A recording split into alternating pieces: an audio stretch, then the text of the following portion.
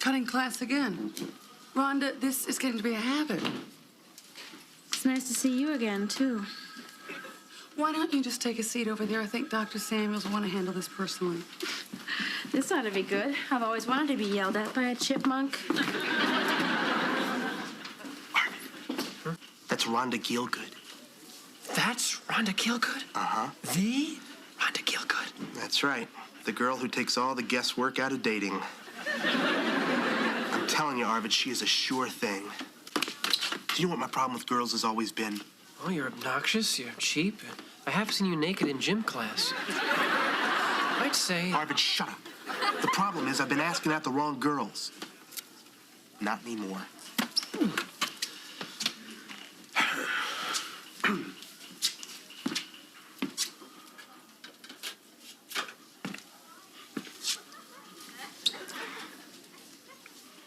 Rhonda, hi.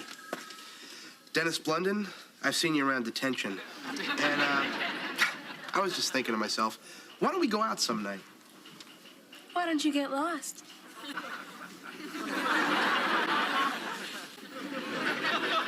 Thank you.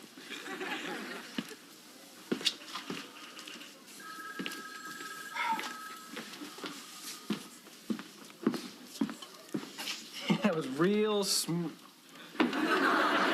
So, what are you in here for? Helium in the intercom. That was you. That was very funny. Yeah? Thanks. You're welcome. London, get away from my donuts! Now get in my office. You too, Arvid. Rhonda, I'll see you in a minute. Look, Dr. Samuels, I wasn't... I have to go. It was a pleasure to make your acquaintance. You know, you're kind of cute. Yeah? Thanks.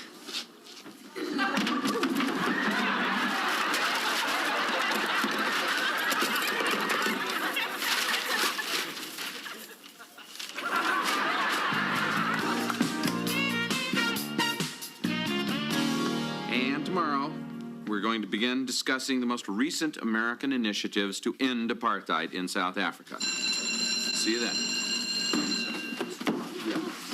Arvid, Dennis tells me that Rhonda Gielgud wants you. She doesn't want me. She told me I was kind of cute. Bunny rabbits are kind of cute. It doesn't mean anything. Arvid, come on. Arvid, this is a once-in-a-lifetime opportunity. And in your case, I really mean that. Right. There she is. Let's get out of here. Arvid, just stay here and talk to the girl. Yeah, talk to her. Say something. Come on, be a man, Arvid. Come on, Look out. the guy. Come on, man. Let's go. Hi, Arvid. How are you? My sinuses are draining.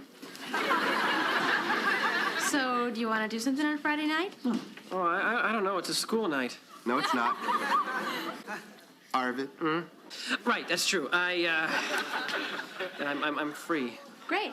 So come to my place. 7 o'clock, okay? Yeah. Yes.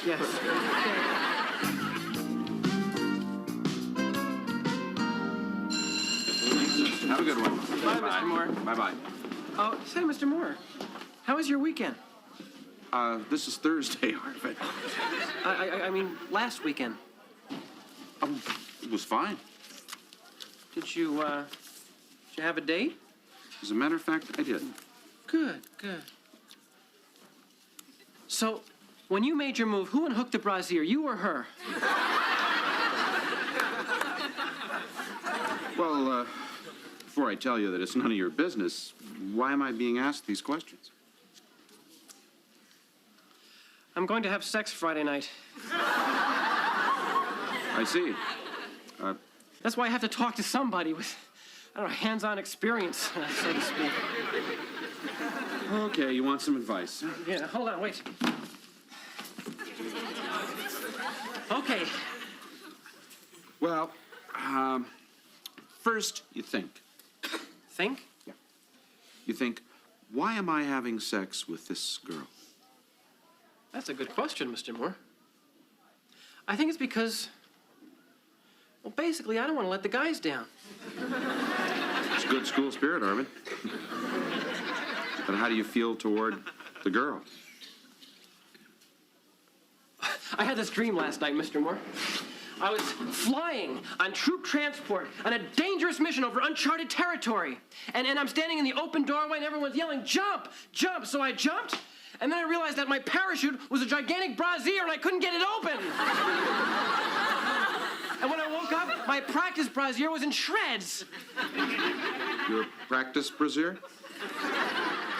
I bought one for research. Good idea. Well, you wanted my advice, Arvid, so I'm going to give it to you. I think that you're overreacting to peer pressure. I think there's obviously a lot of anxiety in this subject for you, and I don't think you're really ready yet. But I have to be ready, Mr. Moore. The opportunity is now. Well, there'll be other opportunities, Arvid. I mean, you have your entire life ahead of you. Mr. Moore, girls like this don't grow on trees. Believe me, if they did, I'd become a forest ranger. Arvid. Arvid. Mr. Moore, I sincerely believe that I have to do this. Now, if you feel you have to do it, then I hope you'll be wearing the right kind of parachute. Uh-huh. Buy a condom.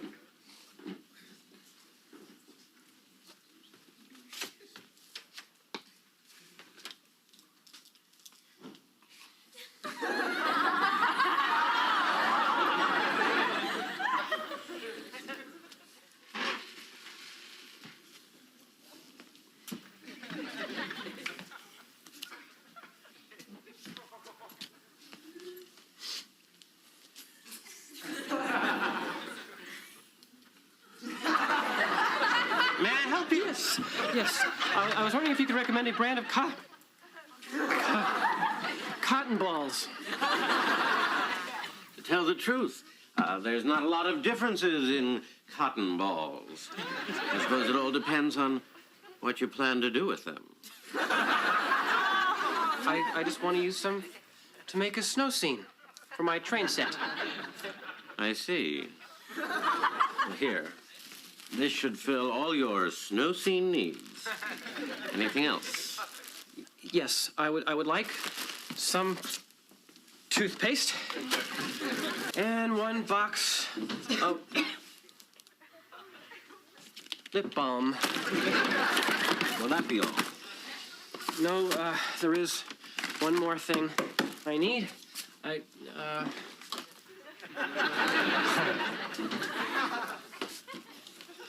Pantyhose. That's some snow scene you're building. $24.95. There is one more thing I need of a personal and exotic nature. I need Condom. for a snow scene. No, this will be just fine. Thank you very much. Thank you. Young man, just one moment. Don't you dare walk out of here without those condoms.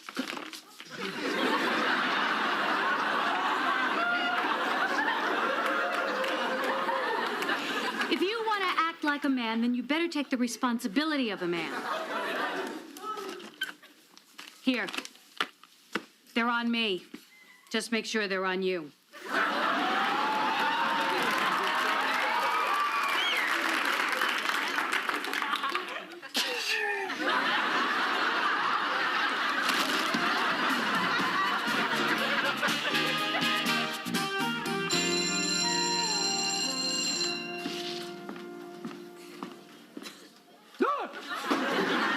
Good reflexes.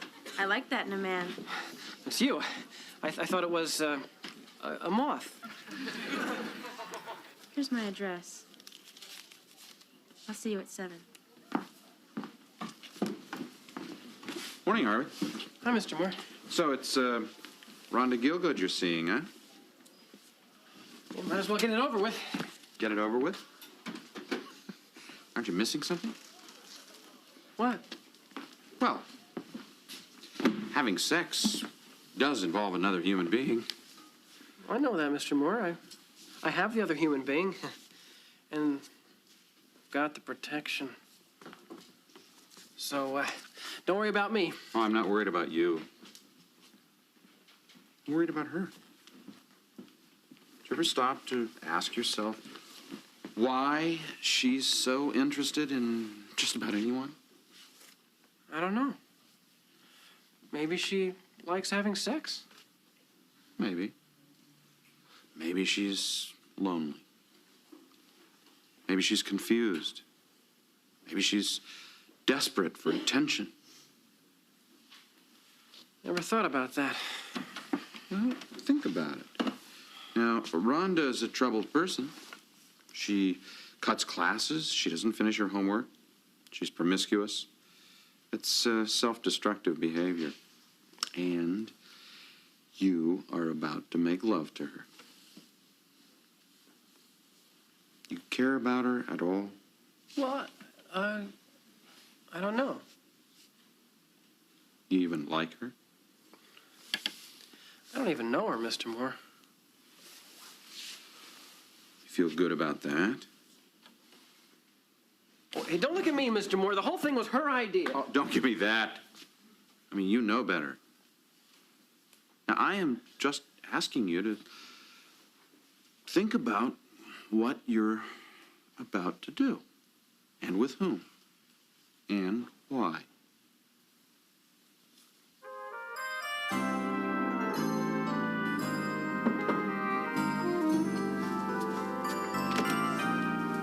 Hi.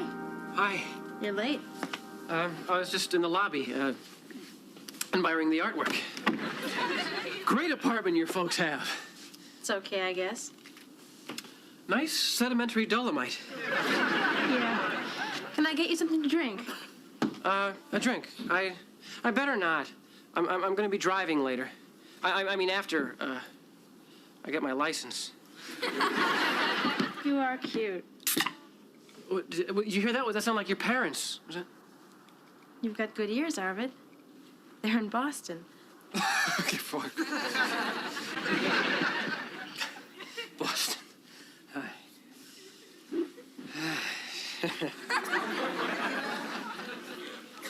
You know, I like guys who are a little shy.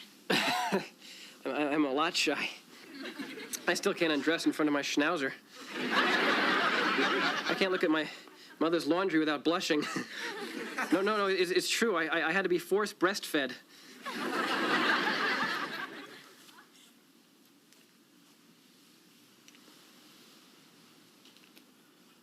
I'm gonna take these off. You wouldn't want them to get broken. No.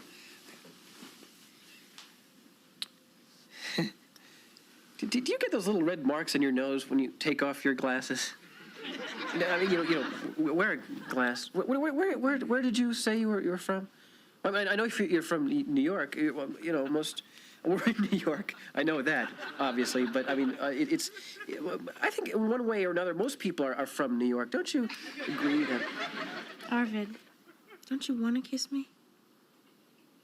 Yes. I mean, who wouldn't?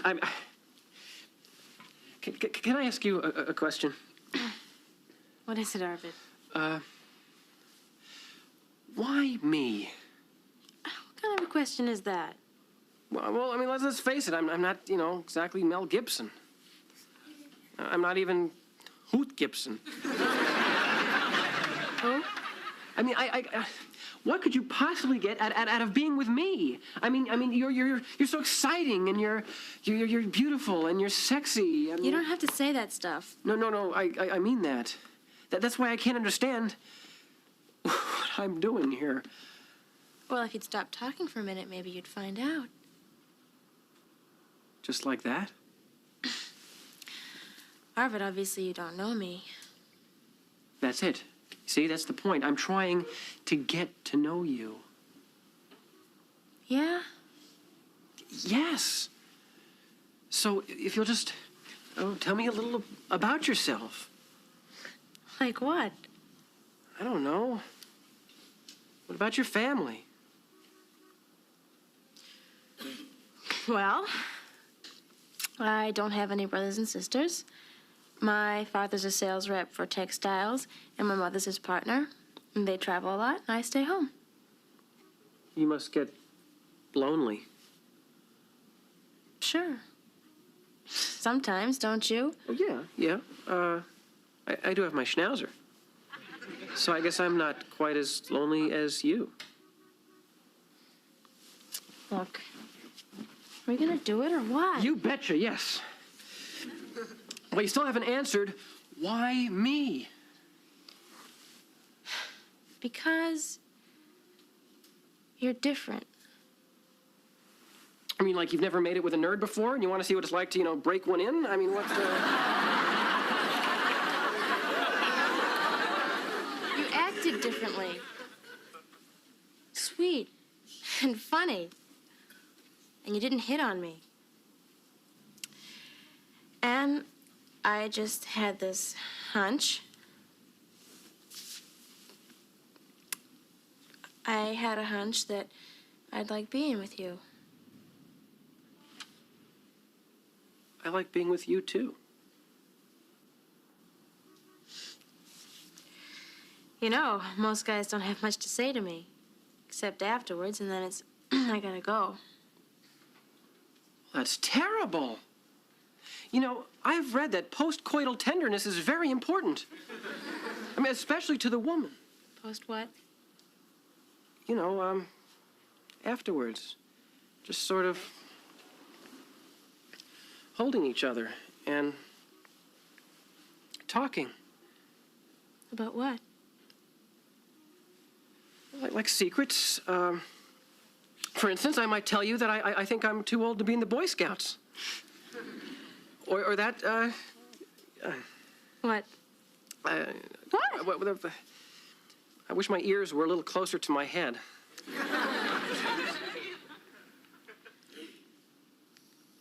When I was a little girl, on my birthdays, my mother would take me to FAO Schwartz, and I'd write down everything I wanted on these little pieces of paper. And we'd fold them up and put them in a hat, and I'd pick one, and that would be my present. And I never knew what it was, but I always knew it would be something that I wanted. Now she just writes a check, and I pick out something myself. Do you get along with her? She's okay. And they're both okay. And they know what I'm doing. And they say things about it. But the more they do that, the more I do this. This is the most I've ever talked to any guy I've had over here. So this is it, huh? Post-coital... Tenderness. Yeah. I thought it would be like this with you afterwards. It's nice. Of course, this isn't technically afterwards. But it's nice. Are you disappointed? No, in fact, I've learned a lot, actually. I mean, I know what sex is like before, and I know what it's like afterwards. Just gotta work on that during part. Listen, let's get something to eat. Yeah. Talk some more. Great. I mean, that's what it's really all about, huh? Arvid, you're sweet.